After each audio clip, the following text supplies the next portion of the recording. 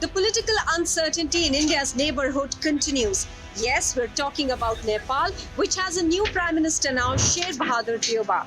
And even though Sher Bahadur Deuba has assumed the position of the Prime Minister after the matter of the reinstating of the lower house of Parliament went to the Supreme Court, but ultimately his fate depends on whether he manages a floor test smoothly within 30 days or not.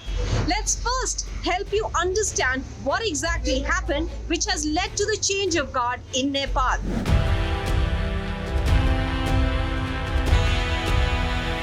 Prime Minister Oli, who was the caretaker Prime Minister, had dissolved the lower house, that is the House of Representatives of Parliament.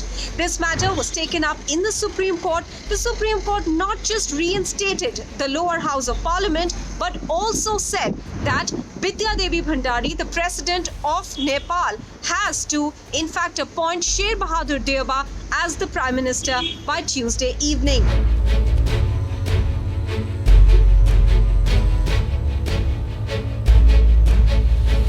Out of the 375 members of the lower house of Parliament, Sher Bahadur Deuba's side claimed to have the support of 147, which was more than the halfway mark.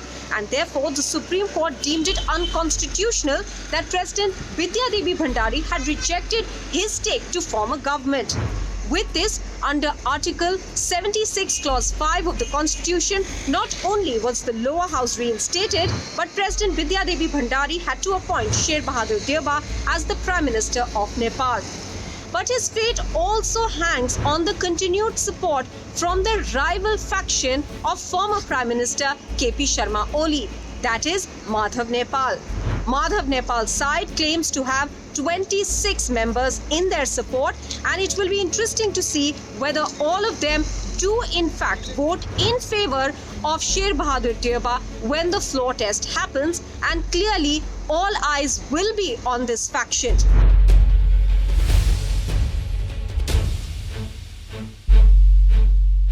If Sher Bahadur Deuba is unable to prove his majority on the floor of the House, then Nepal is going to see elections in the next 6 months.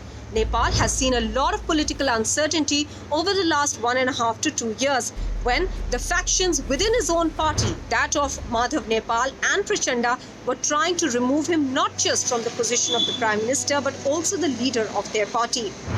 That fighting continued, with China playing a very overt role in trying to curtail any sort of fallout of this politically, wherein KP Sharma Oli loses the prime ministerial seat.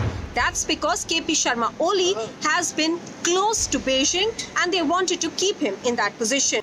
But with these developments now, wherein Sher Bahadur Deuba has become the Nepal Prime Minister, things seem to be falling again in favor of India. Sher Bahadur Deuba is known as a friend of India, although that seems to sometimes go against him in Nepal.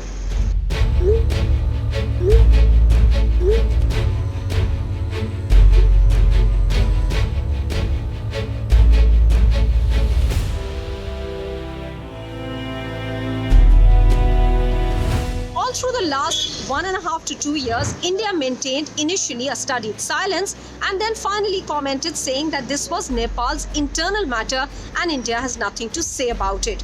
This was primarily because in the past, India has been accused of intervening in Nepal's internal politics, which has led to a backlash for India. In 2016, KP Sharma Oli specifically accused India of toppling his government, leading to Prachanda becoming the Prime Minister first, and then as per an agreement and rotation, Sher Bahadur Deuba assumed that position in 2017. After which Sher Bahadur Deuba visited India with a delegation comprising 59 people. This was a big delegation that came to India, and Sher Bahadur Deuba was in India for 5 days.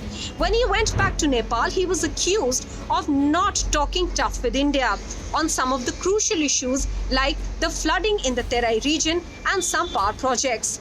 He was accused of being close to India and being India's stooge.